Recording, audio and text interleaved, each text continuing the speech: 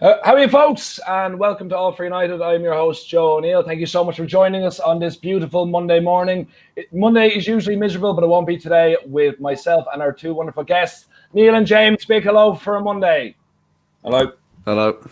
How are you doing, folks? Thanks so much for you two for joining me here tonight, or just 5 minutes as well. So this is my bedhead. So, guys, we're going to get straight stuck into it, okay? And I promise you all there is going to be no Sancho talk today. If anyone mentions it, we're going to bleep it out. But we're going to be first talking about Hoeness, the former player, current ex-con, that's president at Bayern Munich, has recently come out and said that there is an agreement between Bayern and a Premier League club suspected to be United or Liverpool for Thiago moving to the Premier League. Lads, can we have your thoughts on that? We'll go with Neil first. It's been a while since I heard your wonderful voice. I'd love us to have Thiago. I think he'd be a good signing, but I just think it's got Liverpool written all over it, unfortunately. I think he's a real good player and he'd be a real asset for us. I think the money's irrelevant. The wages he wants, wouldn't worry about that too much. It's not our money. But I just think he's going to end up at Liverpool, which is a shame because he's a top player. Yeah, there is no doubt that he is a top player. But what do you think will draw him? I know Liverpool are obviously currently, unfortunately, Premier League champions, which is something we're all delighted about.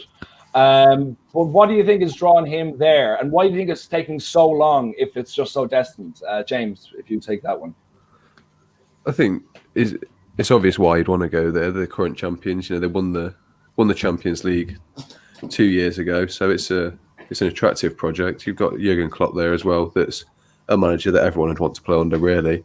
I think just the sticking block is they've got owners that are nearly as bad as ours. I think FSG just are not backing a manager that has effectively rebuilt their club for them. You know, he's brought them back to where they were 30 years ago, when a couple of years ago they were still sitting in seventh. So I think, the hold up would be just their owners, I think. And I'm with Neil. I think he will eventually go to Liverpool, but it's just a big public game of chess at the minute. It's just a matter of when, unfortunately. But with Thiago, like, we know he is exceptional in that role and stuff like that. But do you think that if we don't get him, first of all, percentage-wise between the two of you, what are our chances of actually signing him, do you think? 25%. James? I'll go with 50-50 at the minute, just because there's only two clubs that seem to be in for him. So, you know, if we're one of those clubs, then there's going to be a chance. Well, absolutely. But if we don't go for him, who do you think would be? Do you think we'll still look for that position, or will we move to a different position to go for? And I can see Neil shaking his head, so let's get your thoughts on that one. No, I think we're well stocked with midfield players. I just think Thiago would be a nice addition if we could get him. But as one of the comments has just come through, we have signed Van der Beek, and I think he's going to be a top player. He could be, you know, if they can get that midfield, if they can get that right,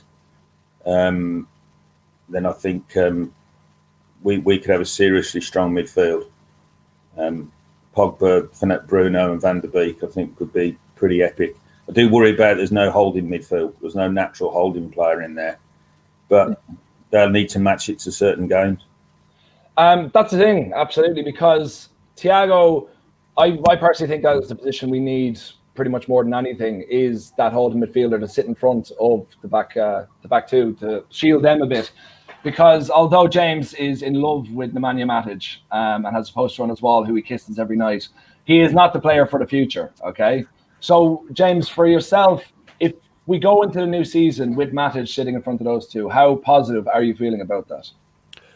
It wouldn't be the end of the world. I mean, I know I sort of say good things about him, but he's not a long-term solution for United. But I don't think Thiago is either. I think there's not enough defensively there for him to sit and screen a back four for a full season in the Premier League. You know, the intensity's raised a bit from the Bundesliga as well. So how he'd cope with that defensively is something to be looked at. But yeah, I think if you were signing Thiago as a defensive midfielder to replace Matic, I think it's a big shout, but I think you've got to go with someone else, really. Yeah. Now that comment has come in there. Shocking ambition from United is so late and casual.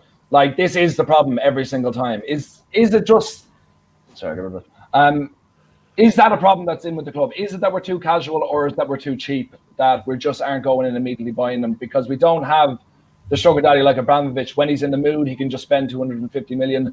But no matter what the club want to say, we do have those reserves to spend it. So is it a case that we're cheap, or we're just trying to be awkward? What are your thoughts on that, Neil?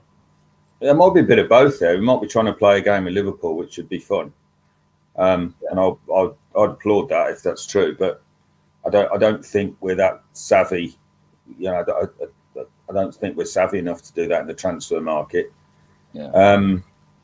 We do seem a bit casual, and Thiago, I'm not quite sure. I just think he's got Liverpool written all over it from the start. If he's going to go anywhere, you know, Hoeness said, last week, well, he was going to stay, and now he's got an agreement with the Premier League club. So God knows what's going on. Yeah. But I'm quite happy with our midfield as it sits. The midfield, the stock we've got for midfield, I'm quite happy with that, to be honest. I think there's other positions we need. Yeah, absolutely. But I'm going to finish on one point just on this first thing when we're discussing transfers and players coming in and all like that. Do you think, James, that we are improving season by season? Because as you remember, the season Ferguson left was also the season David Gill left, which the two of them are pretty much as important as each other. So do you feel that Woodward and, the boys on the board are finally getting a hang of this sort of thing? Because we are getting the players we want, it's just taking too long. But do you feel that we're getting better? I think gradually we're getting better. I think, you could have only ever gone up from that season under David Moyes, but I think the amount you can improve is very limited by these owners. It's all well and good saying we are improving, but I think that potential is capped just given their complete incompetence. So yeah, it's obvious that we've improved from last season. I think the addition of Bruno and Van der Beek's undoubtedly going to improve us, but there's still a long way to go. Yeah. Yes, and we're all as excited as ever to be Man United fans with this board. So to move on to our next topic, which is Dino versus De Gea going into the new season. Now, this for me is a very interesting one because, as we might know, is that Henderson started that game against Villa, that epic 1-0 loss. And I watched the highlights of it there, and it blew my mind how dull it was because there was none of Henderson. So then I eventually found a link that was just Henderson's contribution to the game for the first half he played, and legitimately it was just people passing the ball back to him and him passing it to a defender. There was, I think, one shot in the entire game, and the highlight reel was 4.5 minutes. But can I get your thoughts going into the new season? We'll start with you, Neil. The De Gea Henderson situation, and does it matter that he started against Villa? I think it's irrelevant he started because some of the, I think that was just a run out, stretch the legs. Maguire was just running off the booze as well. You need to sweat it out. So I've already stated, I think, previous shows, I think Henderson is the one for me. If you could get some decent money for De Gea, I'd consider moving him on and keeping Romero, to be honest, and use the money from De Gea and reinvest in the rest of the team. But I'd go with Henderson now. I can't flip-flop again. So I'm going to have to stick with what I've said, which is Henderson. But Neil, would you start with Henderson? Yeah, why not? If he's going to be your number one, he had a great season last year, and he's potentially England's best goalkeeper at the moment as well. So if he's considered that good, start him. Fair shout. James, what are your thoughts on the entire situation? I think I'll probably agree with Neil on this. I think they're both, given last season, they're both goalkeepers at a very similar ability. So I think Henderson's going to be a keeper for the next 10 years. So what's the point in, putting off getting him in? I think if you want to be a successful club, you have to sort of let your loyalties go. As much as De Gea has done for this club, I think if we stick with him, it'll be like when we were sticking with Valencia and Young at fullbacks because they were club legends they were leaders in the squad. So that held us back. So I imagine he'll start with De Gea, and that's fair enough. Give him however long he wants to give him just to prove himself, because there's obviously still a goalkeeper in there. yeah, I think at some point he has got to bite the bullet and just cut his loyalties. But the problem with what Neil said about shipping him on is obviously his wages are ridiculous, as we know. He's on £350,000 a week before bonuses, and you look at other top clubs that could afford him. No one needs a goalkeeper. They've all got goalkeepers that on the day are better than David De Gea. So it's a bit of a catch-22 here, where if we tried to sell him, you maybe even have to let him go on a free just so that clubs could afford to pay the wages that he's asking. So I think it's another show of poor planning from United, giving him a big contract last year. Yeah, see, my kind of thoughts on the whole De Gea situation. I do think that no matter what happens, Henderson will end up taking the jersey. But my next question on this is, what do you think Henderson's ceiling is? Because we know how good De Gea can be at his very best. Do you think Henderson can hit those heights? Because this is the first time De Gea will have like proper competition going into a season. So it might take out the best of him, but it also might show his mental frailties, which means Henderson gets in soon. So do we think Henderson can be as good or better at De Gea at his best? And what will it cause to get Solskjaer to switch De Gea out as number one? Let's go to Neil. Well, I think it's the first mistake De Gea makes, and there's one in there, or there does seem to be at the moment. I think that'll be it. But I'd start the ceiling for Henderson. He could be the goalkeeper for 10, 15 years, as James has said.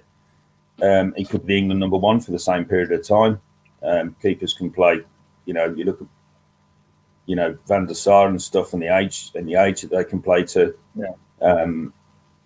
If you give him a free and you just get his wages off the book and just reinvest the wages, I think he's made too many mistakes now. He's probably one of the greats that we've had in goal, but he's made too many mistakes for us now. Do you guys really think that's the way it's going to go, though? That it could be De Gea going on a free? Like, it just seems like a very horrible way to end his Man United tenure. Like, it's not like when Roy Keane left after falling out with everyone. He's literally still just trying his best, we like to think, and then he could end up just being run out of the club. James, do you think how likely do you think that's going to happen?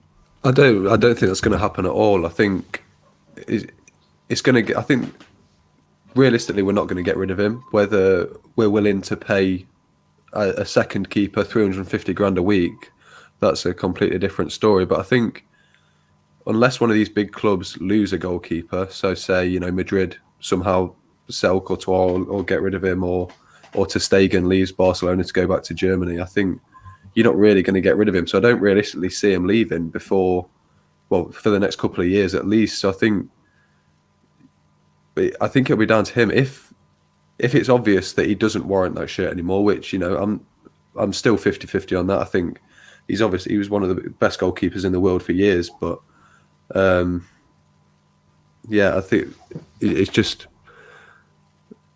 you've got if he's not warranting that number one shirt anymore, I think that's down to him to realise as well that they've got a goalkeeper who is better than me. I've got to then work for my place back. So I think realistically it could be a good thing for both of them that they're both pushing each other as hard as they can. Yeah. Well, everyone in the comments, make sure to send in your thoughts. Is it Henderson or De Gea going to the new season? Before we finally move on, we'll just say, for example, if De Gea goes on to have the season of his career again, to show that he is one of the best in the world, and Henderson's only playing cup games, and maybe Champions League, maybe just cup games, whatever it is.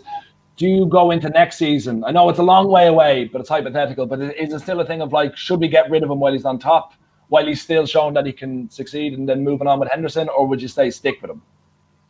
Final thoughts, just Neil, on that. I'm in the Henderson camp. And that's when I'm staying now. I can't keep changing my mind on that, and I'm with Henderson now. I think he's the future in goal for us. I don't know how they're going to do it with De Gea. Maybe his wife will, because I know there was times that she wanted to go back to Spain, didn't she? That's a fair shout as well, Jack O'Neill. Yeah, going to Chelsea, taking him to Chelsea, but I think he'd probably want to go back to Spain if he's going to go, because his wife's the singer in Spain, isn't she, or something like that. Fair play. and she's put pressure on him in the past to go back to Spain. But I'm in the Henderson camp now. Yeah, flag to the post there. Yeah, like for me, I think we're all in agreement that Henderson will eventually take over. De Gea is our number one for the moment. I think no matter what, whether we want Henderson to start or whether we want De Gea, I think De Gea will start. I think De Gea will start the season now. Yeah, but so we'll stick with this percentage thing. By the end of the season, what percentage do you think likelihood that Henderson would be number one? What would you say? 75%. 75%, James? I'd go with 25%, just because in my mind it's not something that will happen soon. So you think it'll be De Gea for the entire season? I think he's warranted a shot at really proving himself, given what he's done for us. I think under Ole, he's warranted that. And this is the first real challenge he'll have. So I think if he can now prove himself to be like he was in that season under Mourinho when we finished second, then, everyone's a winner. I think Henderson realistically could be persuaded to sit on the bench for maybe a year or two, be the cup keeper, just because he's not quite got that star image and that ego that De Gea has. So it'd be a bit easier to convince him that, your time is going to come. You've just got to wait it out. So I think realistically, we will still end the season with De Gea. Whether that's a good thing or not, I'm leaving that as impartial. Yeah, well, it's a good argument to finally have going into a season that who was our number one, because it's just like we've been lucky to have De Gea so good for so many years, but he has been in decline. We all know it. So it's good that we have a quality backup to go with a quality keeper now. So it's the one position that we should be excited for the coming future. Anyway, so moving on to someone who is deep and close to all of our hearts and who has been making us a little bit miserable over the last week or so. Well, not so much me, because you've been upsetting the England camp, which is great for me every time.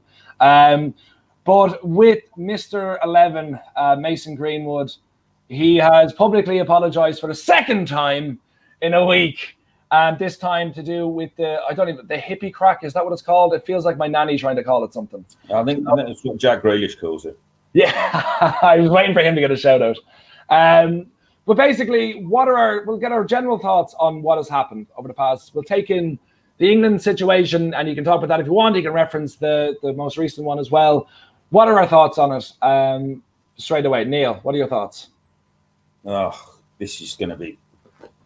I worry about this because his apologies clearly weren't written by him. By the way, there's no way that was written by someone at the club or a lawyer or something. And he's only sorry because he got caught. Yeah. And the pictures come out.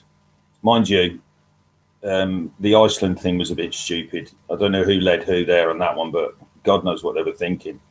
It's funny, those girls were in the Sunday newspapers yesterday. Who'd have thought that? Oh, funny, isn't it? Yeah. And mate, I was absolutely stunned at that. How they found him, who knows? Under a rock somewhere in Iceland.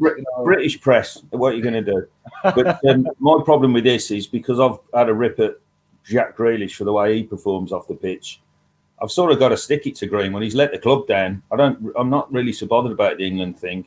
I'm Man United first, and then England sort of a bit further down the line. But he's really let the club down. I think it's going to be a real test for Ole to see how he handles this, because I'd like to see him handle it the way Ferguson would have handled it, to see if he's going to be really strong with a young player. And he's still, he's only just passed his driving test, sort of. That's how young he is. And I think this is a big test for Ole. This is. Yeah. He's had the Maguire situation, and now he's got this. Yeah. It has been a lot of stuff sort of back to back. I know it's been across two players. Their Christmas party is going to be fantastic. But it's been wherever it is, I'm going. I'll be the barman. Especially if they sign Grealish. It'll be a proper session then. But it'd be like a week in Ibiza. But with the fact that Maguire and Greenwood back to back, I can only imagine the stress that is putting Solskjaer under. Now, we know he's a young lad and people make mistakes and stuff like that, but he is representing his club and his country when he's making these mistakes. What are your thoughts on the whole situation, James? The one I'm more annoyed about is the trip to Iceland one, because that is just, you're out with your country. You're meant to be setting an example. And I think I get it's a mistake. He had no ill intentions, but with a virus that's going around, he's genuinely putting lives at risk there. You know, if he brings something back, gives it to a teammate, they pass it on to a family member who's vulnerable, what happens then? So I think in that case, it's very irresponsible. So he should be, he's rightly criticised for that. But I think the other incident is, you look at the images, it's obviously not a recent photo of him. You see the way he's built and, you know, just how he looks. It's at least a year old, almost definitely longer ago. And I think growing up in the limelight, well, just growing up anyway, you're going to make mistakes. I get that's a pretty big mistake, but, you know, as soon as you play for Manchester United, all those little mistakes are magnified immensely. So I think it's just the media trying to get a story, really. I think I'm not too disheartened with him, really. It's a lad growing up. It's a mistake, yeah, but realistically, if he wasn't playing for Manchester United, this would have probably been left 2 years ago when it first happened, and it would have never even come to the media spotlight. So I think he's just getting the Raheem Sterling treatment at the minute. You know, just people trying to pick every little possible thing out of him to try and get a story. And it's obvious that it's all just it's been started and carried by the Sun. I haven't seen any other media outlets really run with the hippie crack story. I've only really seen the scum do it. So yeah. Well, look, like you said, James, when it's coming from the scum, like how much are you going to take on, you know, listen to it or read it at all? Yeah, look, with Greenwood, it is it's tough because of the age he's in and all like that. But like, what do you think the punishment should be? Because we all know he should be punished, and like he got left behind by England, they sent him home. But with United, should it be a fine? Should it be dropped for a game or two? Or should it just be a slap in the wrist and a telling off? Neil, what do you think? I think it will be kept within the club, whatever they do, sort of. But I think it's a test for Ollie, because Ollie's still a young manager as well. You know, you got his experience. I know he was a player at United, but he didn't know what Ferguson had done, and I hope he takes some counsel from Ferguson, because that's one of the reasons. You know, that's what he's there for as well. Yeah. But it's going to be an interesting one because we need him to play. Because we haven't got much on the right side. I think there's a lad from Germany they've been looking at, possibly playing down the right. I can't remember his name. But we need him to play at the moment. So I think it's going to be virtually impossible to drop him. Yeah. I think it's a big test for the club, though, the way they handle this. Yeah, it's going to be very interesting. James, what about yourself, punishment-wise? Do you think it should be in just look? Like Neil said, they can't really do too much because we're very light in that position. So do you think it should be more harsh than what he's probably going to get, which is maybe a worse fine, or what are your thoughts? Personally, I don't really think United have that much leverage to punish him. I think he was punished for the Iceland incident in the fact that his big getaway with England, the first time he was ever away with the squad, was cut short, and that was all his fault, and he's got to live with that forever. You know, his England debut was left in tatters, and you know that's just something he's got to live with now, and I think that's punishment enough. So I think the hippie crack incident, you can't punish him for it. It was years ago, so I think United will it will justify a punishment, but I think this will be the test of his character. I think this would be ideal for United to see what player they've actually got on their hands here. You know, if he deals with this well, he gets his head down, he makes up for his mistakes, then United are benefiting, and if he doesn't, then that's when you get into the severe punishments. You know, if there's another big thing like this, you know, then he's punished, and United have to seriously start looking at how they deal with him and his personality. So I think this is sort of a crossroads for the club and Greenwood, sorry, really. You said it right the first time, James, and then you just Yeah. Well, I think we can all agree that the comparison between Greenwood and Ravel Morrison is just absolutely ridiculous. Who said that? Probably the scum as well, but it's been reported across the place, and it is absolutely ridiculous. That's a joke. It is a joke. And look, let's be honest. He might marry the girl from Iceland. I don't think she's the sort of person you bring home to your mother. You bring her home when your mother's out. Exactly, yeah. But Yeah, look, my final thoughts on this are, I think the Sun kind of had a vendetta when they realised he was a minority and he made a mistake on England duty. They were going to find any way to bring him down a peg or two. So I found a photo from 2 years previous. I don't think he should be punished at all. I think the club probably knew about it ages ago when those photos were originally taken, and then probably punished him back then, because it doesn't matter anyway. Because as long as he's doing stuff with his feet, I don't care what he does with anything else. Okay, guys, to finish us off, thank you so much for tuning in and watching my debut host. Please give all the love to Neil and James on Twitter, wherever else you're on, Instagram, Facebook, Tinder, everything. Go find them and love them, all right? Thank you so much for tuning in, and make sure to go back to the transfer show with Joe, not me, other Joe, this evening. Thanks so much, and have a great Monday.